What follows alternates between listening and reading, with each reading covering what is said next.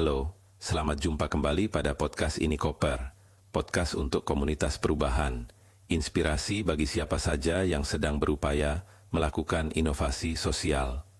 Edisi kali Ini Koper mengupas lagi tentang pentingnya fasilitasi dalam interaksi sosial, terutama pada masa yang serba tidak pasti dan penuh turbulensi.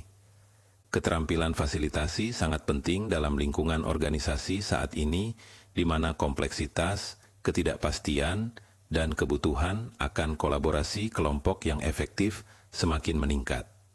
Fasilitasi melibatkan pemanduan proses komunikasi dalam kelompok dengan cara yang terstruktur dan berorientasi tujuan, memastikan bahwa kelompok dapat bekerja sama secara efektif untuk mencapai hasil bersama. Ini bukan hanya tentang penggunaan metode yang tepat, tetapi juga tentang memahami dinamika kelompok, membangun hubungan, dan mengelola aliran informasi. Fasilitator yang baik memiliki berbagai kompetensi, termasuk pengetahuan tentang metode fasilitasi, keterampilan manajemen proses kelompok, kemampuan untuk membedakan tugas dan penyebab, pemahaman tentang organisasi dan konteks, kemampuan untuk membangun hubungan dan kontak, dan peran serta citra diri yang jelas.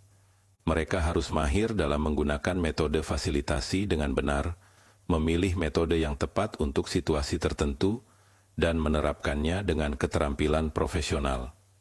Manajemen proses kelompok sangat penting, dan fasilitator yang baik tahu cara membedakan tugas dan penyebab, memecahkan masalah, membuat keputusan yang tepat, mengklarifikasi konflik, memfasilitasi proses inovasi, dan belajar bersama.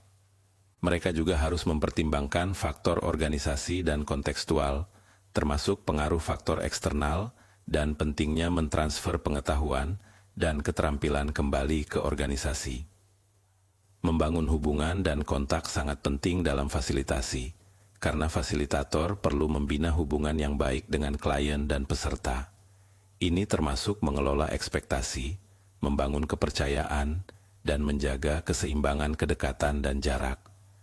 Selain itu, fasilitator harus memiliki kejelasan peran dan citra diri, memahami peran mereka sebagai fasilitator, dan menyeimbangkan kebutuhan akan keseimbangan dan kemudahan dalam pendekatan mereka.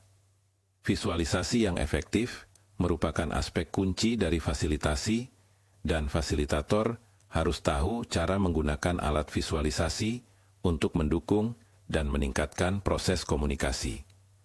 Terakhir, fasilitator harus terus belajar dan mengembangkan keterampilan mereka, mencari peluang untuk meningkatkan pengetahuan dan keterampilan mereka dalam fasilitasi. Berikut adalah beberapa tips untuk menjadi fasilitator yang baik. Mulailah dengan membangun hubungan baik dengan peserta. Sapa mereka saat mereka masuk, dan luangkan waktu untuk mengobrol dengan mereka sebelum pertemuan dimulai. Ini akan membantu mereka merasa lebih nyaman dan berpartisipasi dalam diskusi. Buatlah agenda yang jelas dan bagikan dengan peserta sebelum pertemuan. Ini akan membantu mereka untuk mempersiapkan diri dan mengikuti diskusi dengan lebih mudah.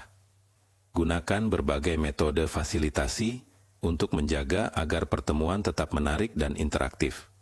Berikan kesempatan kepada setiap orang untuk berbicara. Jangan biarkan satu atau dua orang mendominasi diskusi. Gunakan visualisasi untuk membantu peserta memahami informasi dengan lebih baik. Tutup pertemuan dengan merangkum poin-poin penting dan langkah-langkah selanjutnya.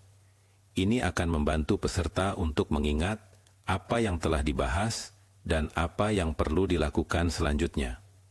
Singkatnya, keterampilan fasilitasi sangat penting untuk setiap organisasi yang ingin meningkatkan kolaborasi kelompok dan mencapai hasil yang efektif dalam lingkungan yang kompleks dan dinamis saat ini. Demikian isi Ini Koper kali ini. Selamat tahun baru 2025 dan semoga tahun mendatang sukses bagi kita semua.